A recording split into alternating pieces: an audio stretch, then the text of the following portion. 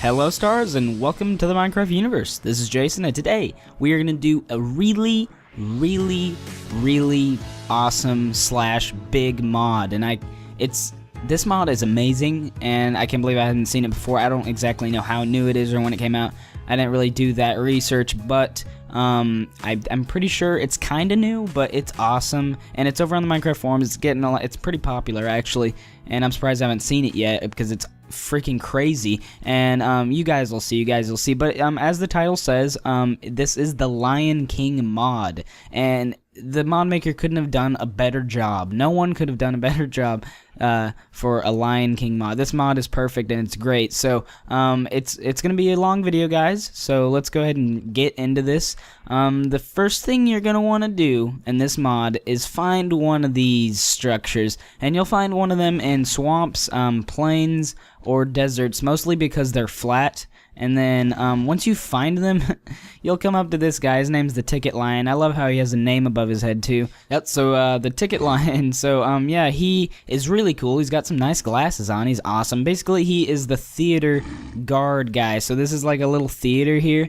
Now showing the Lion King, so it's really epic the way you get to the Pride Lands. And basically what you do is you can right click him and he'll say, bring me a gold ingot and I'll exchange it for a Lion King ticket, which is exactly what he does. So get yourself a gold ingot and bring it to him, and then basically you just right click him. He's got those cool little money signs, and the trade couldn't have been more satisfying. He says, thank you, use the ticket to open the portal in the room behind me. And so you got yourself a golden ticket, and it's awesome because the name is even yellow, and it's just like these little details that the mod maker had added, they're just crazy. Like the little money signs and the just name text, everything's great. So you come in here and it's awesome, cool little looking theater, and basically you walk up to this portal here and you right click with your ticket and it should disappear. I'm not in survival, but it should go away, and then you got yourself your portal here to the Pride Lands. So I'm gonna go in here. Basically it's instant for creative, but it would have waited like the nether.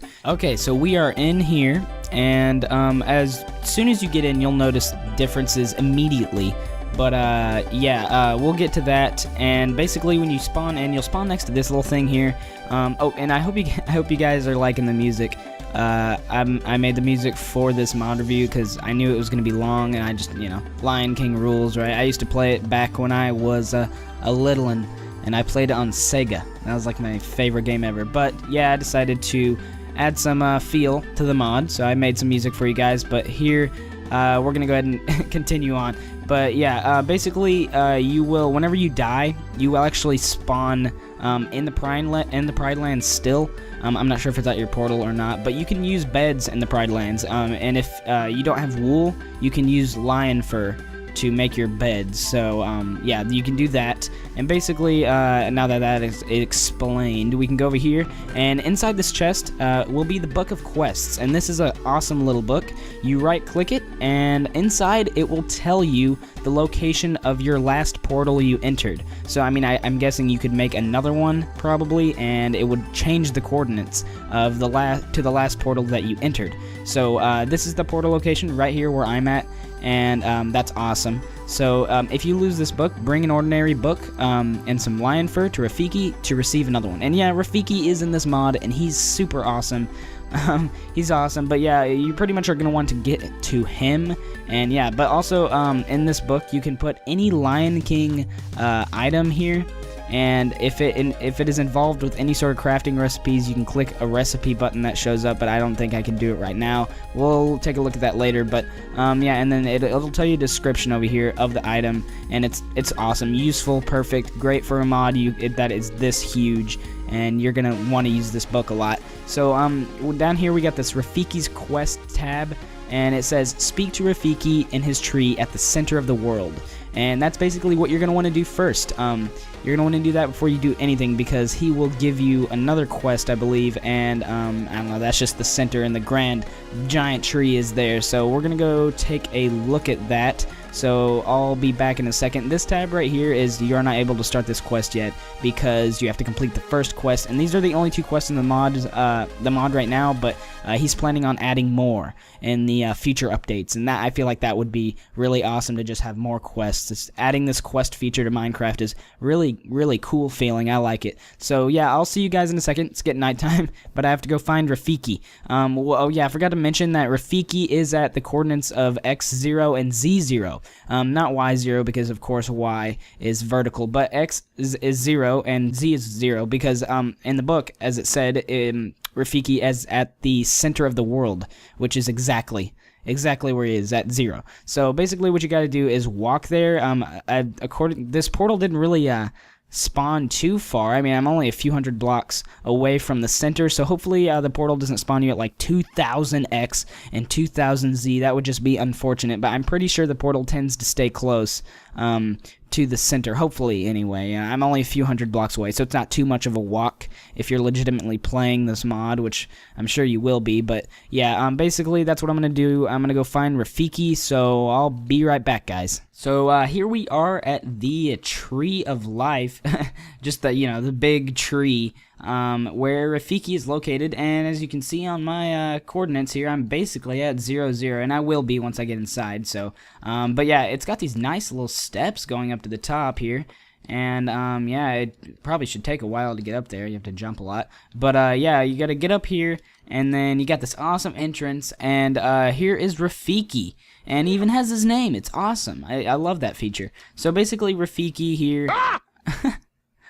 Why'd you say that at me? You can't yell at me like that. Okay, anyways, here's Rafiki. He's even got a little tail. But yeah, basically you right-click him, and he says, "Oh, welcome to the Pride Land." So, because he's a monkey. So yeah, basically you right-click the book now, and yeah, it says speak to Rafiki. So I guess you gotta keep speaking to him, and he says, "What's that? You like my stick? Well, bring old Rafiki a stack of hyena bones, and you can have one yourself." So yeah, he will give you Rafiki's stick, is what it's called. He will give you that if you bring him a whole stack of hyena bones, which you get from killing hyenas in the wild.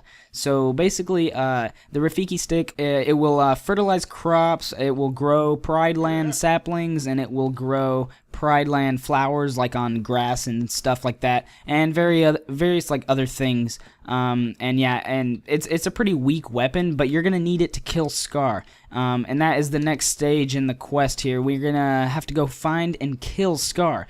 Scar, it will be in a cave around layer 20 to 30, says the form, and anywhere from x coordinates -80 to 80, and the z coordinates -80 to 80 as well.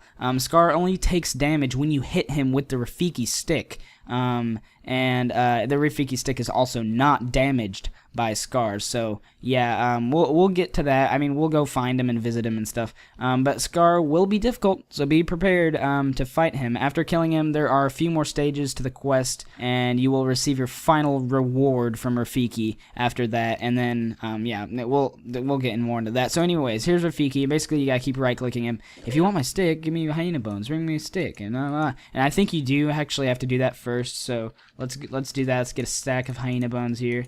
And basically you right click him with it, and there he goes. It gives us the stick, and here you go. If you want one again, bring me another. So if you end up losing it or breaking it, you can actually stop that. Shut up. Alright, you can actually bring more hyena bones and get more. So I hear Scar has returned to the Pride Lands, and he has trapped our king in the Star Realm. You must find Scar and kill him. My stick is the only weapon that can harm him. So basically, if you go back to our book now, we now have Rafiki's quest here, and we got Find and Defeat Scar, which is the final quest in this mod so far. And it says, bring Rafiki a full stack of hyena bones, done. Speak to Rafiki, that is done. Yeah, we did that. And basically, now we gotta find and defeat Scar. There is no info on where he is, except for the info I told you. So remember, X and Z coordinates, -80 to 80, and around layer 20 to 30 on the Y. So that is where Scar is located, and we'll find him eventually. We'll go down underground and find him, basically, here in a minute. But I want to explain some items soon. Actually, I'm pretty sure we're going to do the items now. So there are tons of items, and basically you'll find these along the way, you know, all that. But at any stage during this quest he just gave me, you can give Rafiki 3 silver ingots, and he will swap them for a special coin, which teleports you back to him. So that's really important. And yeah, silver is a new ore in the Pride Lands, so Yeah, look at all these great just animals. I love them. We're going to get to all these animals, by the way. There's just so much to explain. I want to cover everything. So, yeah, this is going to be a lot of mod reviews, so stick around. It already is pretty long, and we haven't even done really anything yet. So, yeah. So, yeah, remember 3 silver ingots to get that special coin, which will be useful. You need that, I'm pretty sure. Especially if you're in, like, trouble or something. You don't want to die and have to go all the way back down or whatever, because this tree takes a while to get up. So, I mean, I would recommend making that coin is the first thing before you actually go to find Scar. So, let's go ahead and look at some of the items. Okay, hey guys, so it took me a really long time to set up this whole setup here, but yeah, these are the new ores in the Pride Lands, and here's coal. It's the same thing as coal back in the overworld. It's just made to look appropriate to the Pride Lands, I guess, and that is it right there. So you can get coal, and then we got Pride Stone here, which is used to craft a few things, including some tools. And I don't think it has armor. Neither does Corrupt Pride Stone, which I'm not sure where Corrupt Pride Stone is found. It might be found in the Outlands since it's corrupt, but I'm not too sure. It probably is though. And then we got Nuka ore here. I believe that's what it's called, and it is used really for one thing. I guess it's just kind of that ore that does like one thing, and I'll show you what it does here in a second. And then we got silver ore, which is basically just another kind of iron. It's like an iron replacement for the Pride Lands, pretty much. And then we got the Kivulite ore. I don't know if that's how you pronounce it, but that is how you spell it right there. So the Kivulite ore, I'm gonna call it that, and then that is pretty good stuff. It's I would say I think it's better than iron, but yeah, it's awesome. It sets things on fire, but it's sort of like gold where it has less durability. But we'll get to that. And then we got the Peacock ore, which is basically the diamond of the Pride Lands. It's the ore that you want. And look at that, it's got a nice, great little animation on it. I love that, how it's an animation within a block, and it's like an ore. So it's just shiny, cool, it's awesome. You want this ore. This is the ore you want. So we're gonna go ahead and go take a look at the tools and armors over here. So there's a lot of stuff here, and I also have miscellaneous armors, and I don't know if I got everything. In fact, I don't know if I got all these categories I'm gonna show you. I don't know if I got everything since there's so many items, but this is pretty much a lot of the main stuff anyway. So we're gonna start with this armor here. It's called the Gemsbok armor. That's the type of antelope mob found in the Pride Lands. They're pretty common, but I think it's called the Gemsbok. I think that's how you say it. But yeah, it's pretty much the leather of the Pride Lands, and basically it's just crafted the same thing, or the same way as leather armor would be crafted, but with Gemsbok fur that you'll get, or a hide. I guess it might be a hide. But yeah, you crafted the same, and there's its durability. I actually damaged literally everything I could in here, so you guys could see the durability on everything compared to other things back in the overworld like diamond and stuff. You may know the durability of them, and there's your comparison here. So there's that. It's pretty much leather. And then we got silver here. Silver is pretty good. It's awesome. It's just your iron here, and then we got the tools all right there. Here's our silver shovel over here and a hoe. And then right here we got the peacock helmet, and the chest plate and the leggings and everything else, all the peacock armor. And basically the peacock armor is crafted with a peacock gem that you will get from the ore itself, as if it were diamond. And so there's its durability. It's pretty good. The tools are really good. They got lots of durability, and the armor's awesome as well. The armor's not too much more than the silver, but I think it's pretty good though, because it's another 100 or something, and that would take a while because it is armor. And then here's the hoe and the peacock boots over here. Here's the silver boots as well, and the Gemsbok. Forgot the boots were over here. And then next up we got Kivulite, and Kivulite doesn't have armor. It only has tools, and the tools are really, really weak. You may notice, like, there's not many uses at all, but it will set things on fire. So that is a plus there, and if you want that, then you gotta go for these tools. And then you got a shovel too, and it's the same thing. Even shovels and there's no hoe for it, but even shovels and like axes and pickaxes set things on fire. So I mean, I don't really know. I guess the sword would be the only useful one, because it sets the only thing you would want to set things on fire with. But yeah, that's pretty much that. And then this helmet up here, you may be wondering if that was a Kivulite helmet. It's not. It's an outlandish helmet, and I don't exactly know how it's dropped. Here, let me see. It says, it doesn't even say where you get it from. I don't know if you get it from a boss or a dungeon or something, but it protects against fire and outlanders when in the outlands, which is really useful. I don't know if that means that you take no damage from outlanders, or maybe it just protects you from getting more damage. So, I mean, that's a pretty good helmet. If you're going to go to the Outlands, you're going to want that helmet, the Outlandish helmet. You probably get it there, too, from a boss or something. But, yeah, that's that. And then I missed these here. These are the Peacock Wings, and they're really cool. They're really awesome. They're unique. I don't think I've ever had an item in Minecraft that acted this sort of way. So, basically, you put them on as a chest plate, and they look like this. And basically, what you do is when you jump, you just jump, and you'll kind of glide a little bit, but on your way down, you can jump again. And then it goes down, then you can jump again, and essentially you can just fly forever. And that's pretty much what the wings do, but they have uses. You can use them a certain amount of time. So if I use it right now, then I go back, oh, I'm in creative. But if I was in survival, I think that use would go down, maybe. So yeah, it should. But anyways, it was going down earlier. So yeah, they do have uses, but you can fly. You can fly wherever you want. It's pretty slow. It's not fast, but hey, you can fly. It's a good way to fly up maybe this tree, so you don't have to climb up the steps the whole way. But yeah, that's those wings. Those wings are really, really cool. And yeah, that's those. Alright, so what did we miss here? We got the Pride Stone here. I forgot the Pride Stone. Pride Stone is, I would say, Pride Stone and Corrupt Pride Stone, they are in between. I would say they're stone tools, because they're not as good as iron, or aka silver, and they're better than leather, so, you know, they're probably about the stone tools of the Pride Land, and they're really simple to get. Pride Stone and Corrupt Pride Stone is everywhere. Corrupt Pride Stone's probably in the Outlands everywhere, and Pride Stone, I know, is everywhere in the Pride Lands. So, yeah, you got your Pride Stone tools here, and the Corrupt, what it does is, let me make sure so I don't say anything wrong. The Corrupt, oh yeah, they're strong at first, but they weaken when they are used more. So that's what Corrupt does, and if you're going for that kind of method, then go ahead. You can use them at first, then dispose of them later. Alright, so, yeah, okay, now we're going to talk about a little bit of the miscellaneous things. We got a Tunna Digger, and it's an item given by Timon and Pumbaa. And the book says right here that it is used to dig large tunnels very quickly through dirt and stone. So I'd imagine this would be the thing you would want to use if you were going underground, but it's obtained through Timon and Pumbaa, which you will meet later on. We'll get to them. I think I'm going to separate this video into separate parts because it is getting way too long, and we're going to need like a part 2, possibly part 3. There's still a lot of things to explain. But yeah, the Tunna Digger you get by giving them bugs. You get items from Timon and Pumbaa by feeding them, because they're hungry all the time. You know Timon and Pumbaa.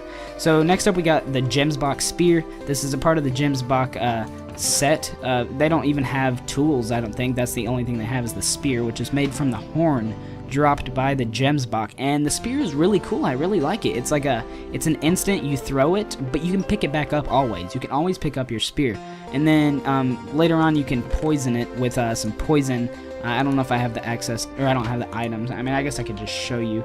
But here's the poison. You basically put 2 of those and the Gemsbok Spear together, and you will get the poisonous spear. And yeah, that's awesome. And then so that's pretty much the miscellaneous tools that I found. I don't know if there's any other ones. I probably missed some, but hopefully not, right?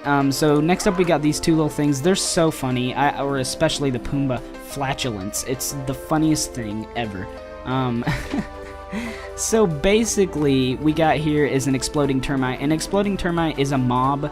I think we're going to get to mobs in another episode, but the exploding termite is a mob, and if you kill it before it explodes, you will get the termite itself, and you can actually throw the termite and use it like as a weapon. So if you can see right there, bam, it's like throwable TNT. So it's pretty dangerous. And then so this is the funniest probably item I think I've ever seen in Minecraft. It's called Pumbaa Flatulence, and you throw it, and it makes the best sound I've ever heard in my life. And the funny thing is if we go into the book here, and it says right here, when thrown, it releases a huge amount of toxic gas, which can instantly kill most creatures. I just thought that was really funny. You obtain it from Timon and Pumbaa, and I'm assuming you get maybe just one every now and then, really luckily, because yeah, it is a very valuable weapon. So as you can see, if I throw this, it will probably kill all of these. Just watch. And listen to the sound. Listen to the sound as well. that was the best sound I've ever heard in my life. That was why. That's so funny. That's such an awesome item to add to the game. I love it. That's just funny. It was just come on, Pumbaa flatulence time. All right, that's enough flatulence for one day. But yeah, that's awesome. It's just funny. So yeah, that is that. And next up, I'm going to show you some of the miscellaneous armors here. Oh, in case you were wondering what these were, these are the Ticket Lion's pants and suit. You can obtain them from the ticket booth back in the overworld, I believe. That's what it said in the book. Let's just make sure, that way I'm not wrong or anything. It says, a novelty item found in the Lion Ticket booth. So yeah, collect a full set. So I guess you can roam the world until you get all of them. But it's pretty funny when you wear them, because you can get the head too, but the head's not in here. I'll show the heads later, but you can get mob heads. So yeah, we got Ticket Lion feet over here too, because it's part of the boots. But here is a miscellaneous boot. I guess I only have one boots, but these are cool. They're zebra boots, and they're crafted from zebra, and basically they just make you run fast. It's awesome. But they do have uses, like the wings, but they're really cheap to craft, really. So if you go into the book here, and then you click your crafting recipe, they're only crafted using hyena bones and zebra fur. So, and their durability is amazing. So, I mean, I would assume every step probably is a one use. So maybe not. I mean, they'll eventually run out. But since you're going so fast, that's more steps, which means more use. But I'm in creative, so they're not going down. But yeah, here those are awesome, and they'll be useful for roaming the Pride Lands. And I would definitely use these. So let's go ahead and put them back here, or just leave them in there, doesn't matter. Alright, so that is pretty much it for, I'll just put it back, for all of these items here. I know it took a while, but those are all really, really cool and unique. So next up, we're going to do the rugs and dyes. Pretty much, it's just a bunch of new dyes added to the game you can get from flowers. And plants and stuff, I'm pretty sure. And you can actually convert the colors. You can get rug from right here, I think is the original one. Oh, it's not even in here. Oh well. Well, there is you can make rugs from lion fur, I believe, and then you can turn them into any color you want and dye them and stuff with new dyes and things. And then you got your Zyra, or I don't know if it's Zira or Zyra. I don't remember that character. But it's probably a main character, and I'm just derping right now. I have no idea, but I'll probably remember later. But yeah, that is that rug. You'll get it from killing Zyra or Zira. I don't know. You get it from killing them. And then same thing with Scar. It's really funny, actually. Like, these two rugs, they act as you put him down, it makes a little lion sound. It's amazing. I think it's just funny that Scar, you kill him, and then you make him a rug. You're like, yeah, I just killed you, now I'm going to skin you and put you in my house. I just thought that was hilarious. And basically, you can put it down at any angle you want, and it's really simple and easy to use, and it's just awesome. It's just what I would want a Minecraft rug to look like. So that is the Scar rug, and that is awesome to put in your house once you defeat Scar. But yeah, that is it for that. And then we got foods here. We got a bunch of foods. All these on top do different things besides... some of them restore your hunger, but the mango will restore your hunger. I forgot exactly what it does here. I think it can be ground down. Yeah, ground down in the grinding bowl, which we'll get to later as well in another episode, probably not this one. And then we got the Kiwano slice, and I forgot what this one did too. Dang it. Alright, so basically the Kiwano slice can be eaten to restore hunger or crafted into seeds. That's what it was. And then we got the bug stew here. The bug stew is crafted through many different things. And basically the bug stew will give you maybe sometimes an unwanted effect when you eat it. So that's a surprise for you guys. Here's the experience grub. I believe it's obtained through Timon and Pumbaa. And basically the experience grub will give you a good amount of experience. So that's good when you eat it. And then here's zebra milk. Zebra milk will calm down angry lions, I think. Let's make sure. I think it does that in something else. Nope, just calms down angry lions and lionesses. So if you accidentally attack one and they're all killing you, you can calm them down, or whatever, with zebra milk. And then we got corn here, which can be eaten to restore hunger, or it can be cooked as well. And also, it can be used as the wheat of the Pride Lands. You can breed animals using corn instead of wheat. So that is awesome. And here is passion fruit. Now, let me make sure what this does, I get all this right. It drops from passion fruit trees, which it drops from passion fruit trees, which you can plant, and they can be eaten when in full health to travel to the Upendi realm, or Upendi realm, something like that. And so, yeah, that is that. And then we still have to cover that, which is not even... We're not close to that. Here's another episode.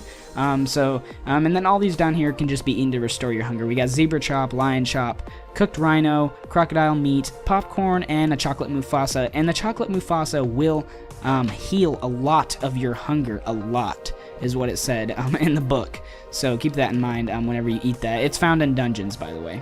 Alright, so here we go. We got 2 more categories here, and then we're going to be done with this episode. I know it's probably been a long time already. I don't even know what marker we're at, but we're going to do more episodes. This is exactly why we're going to do more episodes. It's because it's so long. But, okay, here's darts and shooters. You can use these feathers you get. I'm not sure where you get them. I don't think the book tells you, does it? Oh, dropped by Zazu's.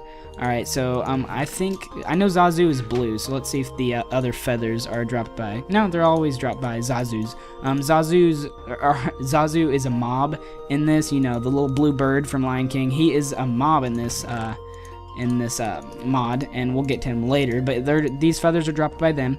And you can craft darts, and the blue dart is just a regular dart, can be shot through a little shooter, and then the yellow dart is a little bit faster than the blue dart, and then the red dart is a little bit faster than the blue dart, but it also catches mobs on fire. So I would assume the red is the most rare out of the dropped feathers when killing Zazus. And then this feather here is called the vulture feather, and it will you get it from vultures, probably in the Outland, and it will craft an outlandish dart, which I believe, let's see, outlandish darts create an explosion whenever they hit, and they are crafted with a vulture feather, but also an exploding termite, the one I showed you from earlier. So you're going to need both of those, and I'm pretty sure the dart is probably good if it takes both of those items. So, and then we got this thing, it's called a wayward feather. This has really confused me. It says it can be used to travel quickly between the Pride Lands and the Outlands without the need of a portal, and then it says, however, this method of travel is not as stable as a portal, and the results are unpredictable. So you might end up somewhere else. I have no idea. I didn't want to try it because I wanted to stay here and I had to build the set and stuff. But you guys can try that out. And then so we got our shooters here. Here is a regular dart shooter. Its durability is 214, and it's just a regular shoot. It will shoot your darts instantly. So, and then we got a silver dart shooter, which has a little bit more durability, plus it shoots darts faster, and the darts are more powerful. So you're going to want the silver shooter over the regular shooter. So we'll demonstrate some shots here in a second. But here is a mounted dart shooter, which is really, really weird. It's intense. It's pretty cool, though. So here they are set up. And basically what happens when they're powered with redstone, each individual power will shoot the dart. So you're going to have to make a pretty much a repeating redstone contraption to shoot this constantly. It shoots in a straight line, so I don't know how exactly you would use this in battle, because you literally have to set up the redstone and then it shoots in a straight line. So, I mean, I don't know, it's pretty cool. It has infinite uses, so why not, right? I guess you could have a base and set up pressure plates or something and have them all lined up, and then, I don't know, have some sort of epic battle and just step on all of them when everyone's trying to get in your little town, I don't know, and just kill all of them or something, but that's what those are for. And let's get a stack. Alright, maybe I'm in creative. No. Does it working now? Okay, yeah, I have to have my certain darts anyways. So let's get a stack of red and a stack of blue. Actually, blue first. So here is basically the darts. You shoot them just like that, and you can pick them back up, of course, because you crafted them. I'm pretty sure you can pick them up 100%. Yeah, I got them all back, so, yeah, next up we got red darts. We're going to do red darts. As you can see, we got red darts. They are on fire, and I'm pretty sure if they hit a mob, they would catch on fire. They're not on fire in midair, but if they hit the mob, they would catch on fire. And then we got our, actually, let me get those back. We got a quiver here. The quiver is really cool. You can right-click, and here's your inventory, and here's the quiver. You can put darts over here. You can't use the darts. You can't use the darts while they're in your quiver, which pretty much makes sense. It's just a store, an extra storage place for you to put your darts, considering you may have a lot of them. And you basically just take it out, and then you can use them again. And you're, wait, whoa, what happened to my, what happened? Did I? Oh, okay. And you can use your darts again. So that is the quiver, and that is pretty much it for all that stuff. Let me just throw that all back in there and take that. All right, so anyways, next up we got flowers and plants, which are you know, not really that important. They can be. These are just, the flowers up here are all used to make dyes. You craft them into dyes, which you can use to make rugs and stuff. So, yeah, different dyes too, separate than regular Minecraft dyes. And then down here we got saplings and stuff. We got other plants. Passion saplings, they do not grow. Passion trees do not grow naturally, and that's where you get passion fruits. So you have to actually plant them. I don't know where you get the sapling. Maybe dungeons. I don't know. But then we got mango sapling, plants mango trees, and then we got an acacia sapling, which will you know, plant an acacia tree. And then we got a rainforest sapling, which, if placed in 4, it will make a huge tree. So, yeah, I think you can plant them regularly, too. And then we got an outshroom, which is just a regular mushroom. I'm not actually sure what you can do with the mushroom. I know what the other one does, but I don't know what this one does.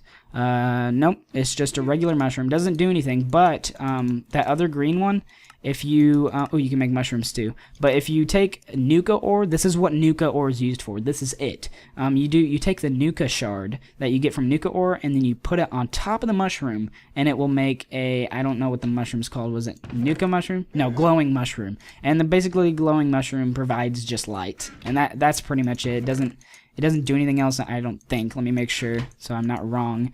A light source made from Nuka shard and a normal outshroom. So I'm guessing you could probably use it to make mushroom stew, probably. But that is it, guys. Hopefully you enjoyed. This took a lot of work, and dang, it's been a long video, hasn't it?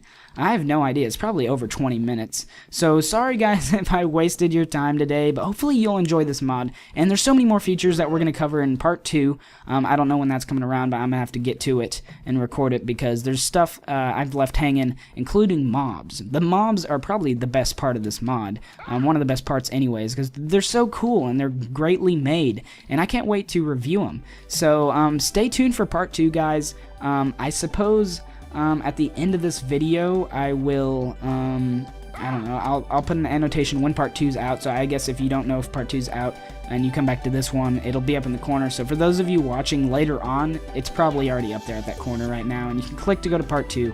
So thanks, guys, for watching, and I'm excited for part 2, so get ready, guys, and leave a like if you enjoyed. Leave a like for Rafiki. He's been yelling in the background this whole time, hasn't he? You Rafiki monkey guy. I love the sounds in this mod. This mod has great sounds. So yeah, leave a like if you enjoyed for Rafiki. And I'll talk to you stars later. See you guys.